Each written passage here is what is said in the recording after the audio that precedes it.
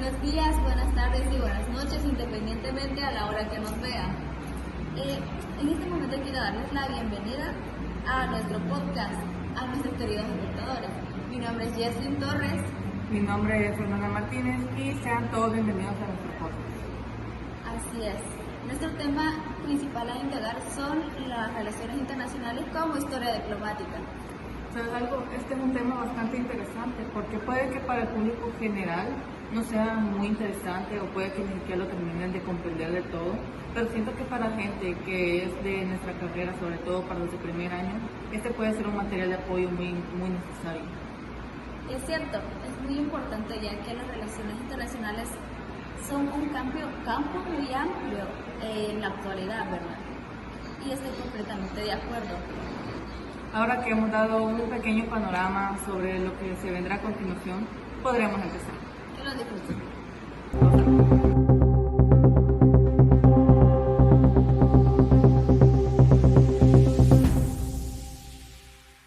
Para iniciar nuestro recorrido, primero debemos dejar en claro qué entendemos por las relaciones internacionales. Y es que las relaciones internacionales es básicamente todas aquellas interacciones que tienen los estados entre sí, pero también entre otros actores del sistema internacional, ¿verdad?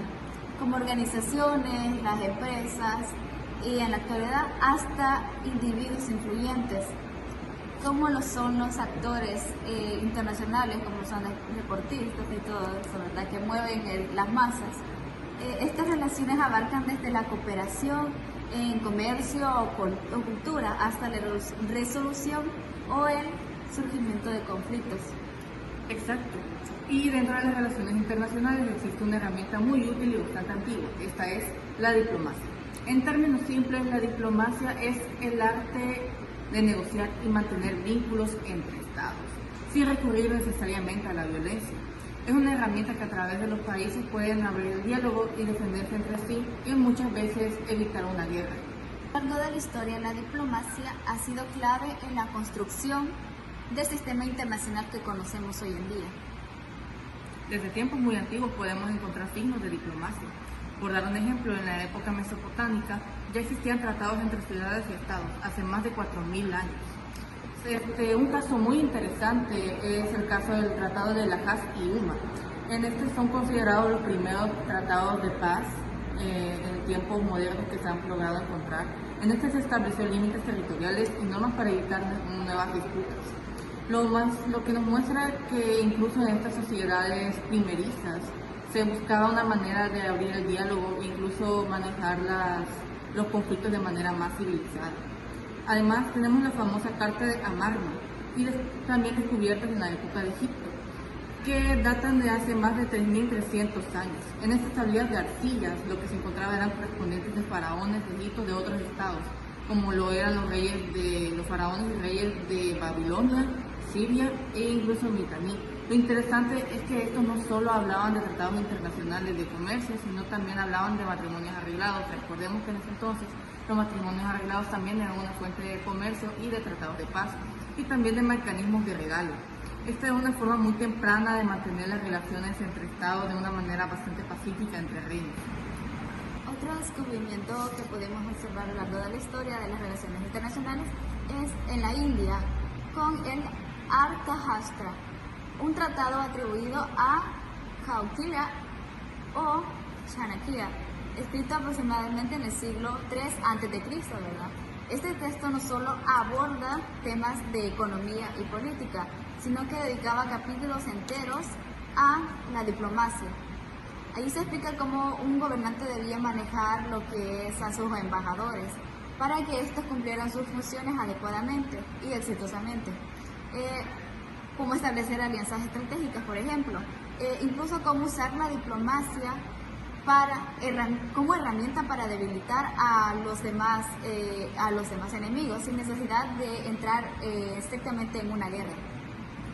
Muestra bastante cómo se maneja la diplomacia hoy en día. En cierto modo, el Arthashastra es una visión pragmática. La diplomacia no se concebía como una estrategia, como algo importante. Incluso lo consideraban más importante que entrar en la batalla física en sí.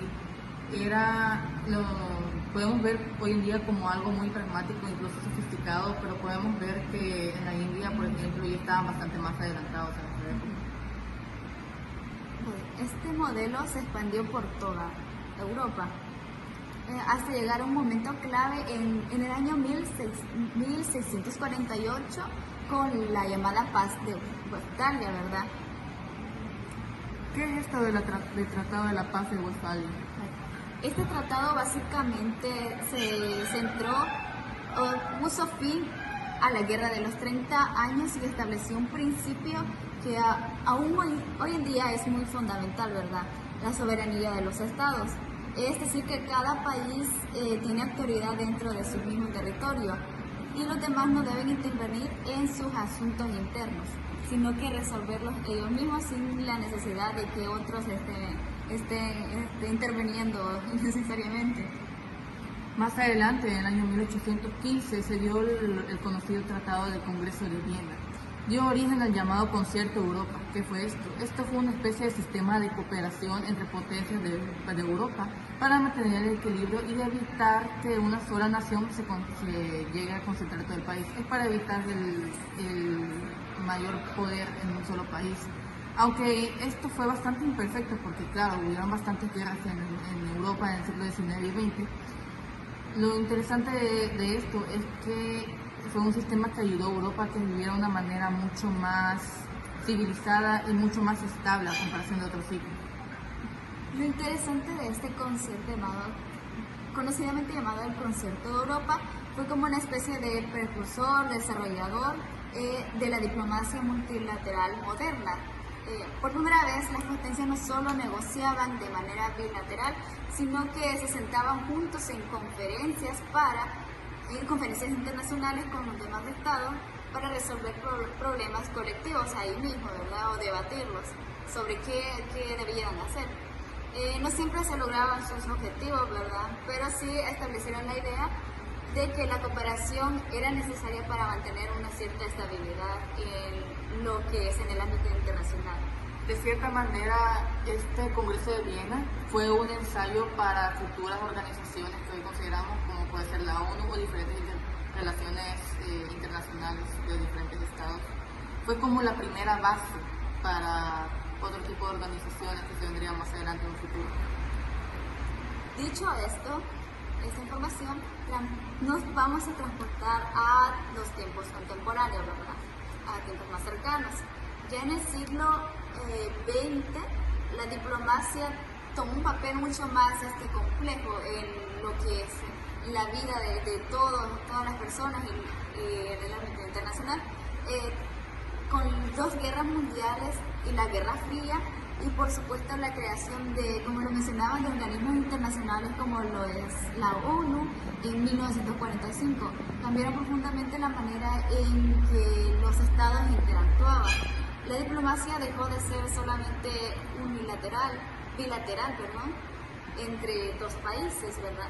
Y pasó a ser también multilateral, con decenas de naciones reunidas en organismos internacionales discutiendo problemas en común.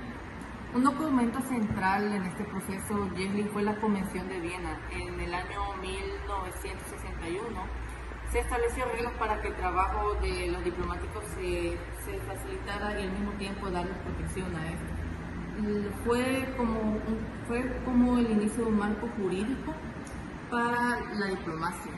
Gracias a esta convención, los diplomáticos pudieron trabajar con mayor seguridad y tener confianza, lo que favoreció los diálogos entre estados, incluso en un contexto de tensiones. O sea, esto evitaba de que hubiera alguna especie de ataque, porque en sí esta era como un marco de seguridad que le daba a los diplomáticos. Ahora los diplomáticos ya tenían que tener algún guardaespaldas para evitar que les sucediera algo. Ahora existe este tratado que ayuda a que no corran riesgo. Demos un salto hacia el mundo contemporáneo aún más. Vemos que la diplomacia ya no se delimita a los embajadores tradicionales ni a los ministerios de relaciones exteriores. Hoy hablamos de diplomacia económica, lo cual a lo largo de la historia estamos viendo también que esto ya existía, pero en esos tiempos es como ya de una forma más legal y mucho más estructurada, ¿verdad? Con tratados internacionales, de libre comercio, la atracción de inversiones, entre otras. También podemos hablar de lo que es la diplomacia cultural, que promueve el entendimiento a través del arte, el cine o el deporte. Un ejemplo muy claro de esto es el soft power que estamos viendo en Japón, ya que ¿quién no va a conocer Japón, verdad? Es una nación muy rica en cultura, además que la música y la animación de este país, la animación y la literatura se ha extendido por todo el mundo también, haciéndose más conocido. Sí, es un ejemplo de soft power bastante evidente y creo que es el más relevante de la época actual. Algo muy evidente en nuestra época con el tema de las relaciones internacionales es que este se ha globalizado y la tecnología ha ayudado bastante a que esto suceda. Antes de las negociaciones diplomáticas, tomemos en cuenta que podrían incluso tardar meses o incluso años por el tema de que entonces se enviaban cartas o se enviaban directamente mensajeros. Ahora en día solo basta con un mensaje, podría ser alguna red social, algún presidente de algún estado, para provocarse que haya algún tratado diplomático. No hace falta ya esperar tanto tiempo para que eso suceda. Hoy en día todo es bastante más veloz que lo que era antes. Con apenas 280 caracteres creer que se podía crear un debate en línea, así también se puede crear un debate diplomático. Dicho esto, no solo los estados participan en este nuevo escenario, ¿verdad?, mundial. Las grandes empresas multinacionales, las ONG internacionales también, e incluso movimientos sociales, pueden influir en la diplomacia, como por ejemplo las negociaciones sobre el cambio climático, que es un tema muy relevante hoy en día y también que van a tener mucha más relevancia a lo largo de que pasa el tiempo, ¿verdad? Esto no solo incluyen a los gobiernos, sino que también a empresas tecnológicas, organizaciones ecologistas y hasta líderes de opinión en redes. Es decir, la diplomacia contemporánea es mucho más amplia y compleja de lo que fue siglos anteriores. Además, recordemos que también ha estado en evolución, no se ha mantenido hasta ahorita. Se podría decir que de cierta manera la diplomacia ya no es solamente para diplomáticos o personas muy específicas dentro del poder, sino es que se ha democratizado en cierto sentido. Ya no se trata únicamente de embajadores reunidos en una sola sala, sino que tanto vos como yo podemos dar nuestra opinión. Entramos en actores y herramientas donde la comunicación es inmediata y global. Esto en sí es positivo porque nos muestra más transparencia hacia el público, pero al mismo tiempo puede llegar a ser un arma de doble filo, en el sentido que puede ser la desventaja de filtrar algún tipo de información en redes sociales y esto puede generar un debate, más que un debate, se puede generar una crisis diplomática en el futuro. ¿Qué ejemplos podríamos traer a la mesa en las relaciones internacionales sobre la diplomacia? Bueno, podríamos empezar con el acta al final de Helsinki del año 1975, ¿verdad? Es un principio, este fue un acuerdo entre Estados Unidos, la Unión Soviética y más de 30 países europeos, cuyo objetivo era reconocer las fronteras posteriores y a la Segunda Guerra Mundial, ¿verdad? Y promover la cooperación en materia económica y científica. Pero lo interesante es lo que ocurrió después. Primeramente, parecía puramente político esta situación y fue utilizado por opositores dentro del bloque soviético como una herramienta para elegir respeto a los derechos humanos. Es decir, se convirtió en un arma pacífica para reclamar libertades en países donde estos eran limitadas. Y con el tiempo terminó contribuyendo al debilitamiento del sistema comunista y en Europa del Este. Es un gran ejemplo de cómo las relaciones diplomáticas pueden avanzar e incluso tener consecuencias históricas que nos pueden seguir afectando hasta la fecha de hoy. Cierto, la diplomacia siempre busca readaptarse a lo largo del tiempo. ¿Sabes algo? Otro caso fundamental es la creación de las Organizaciones Unidas, como conocemos como la ONU.